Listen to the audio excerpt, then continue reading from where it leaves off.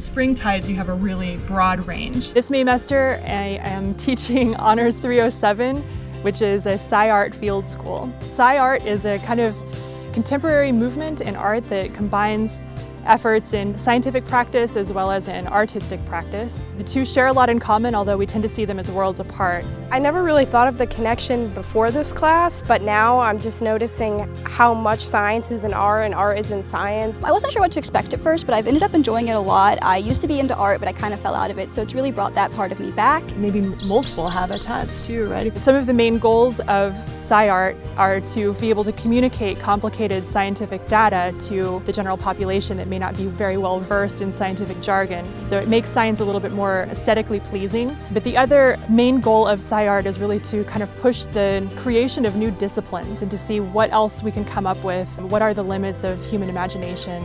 It's been very interesting to be able to take science and put it into my artwork. I think it's a really important connection that needs to be made. They tend to be thought as worlds apart, but I think especially after taking this class, they're a lot more closely related than I had originally thought.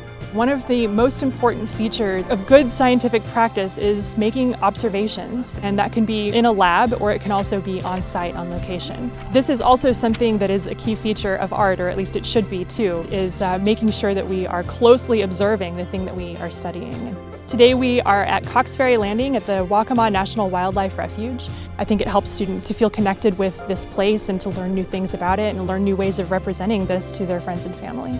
It brings alive the texts and the readings that we do. One of the texts we read were in nature, and it's nice to experience that literally right then and there. I grew up here, but it's been really interesting to be able to actually go out and explore because I never got to explore much growing up. So being able to explore the area I grew up in more has been a really nice opportunity. I definitely wanted to gain new perspectives and fill my time in the summer. It's definitely been good learning new things.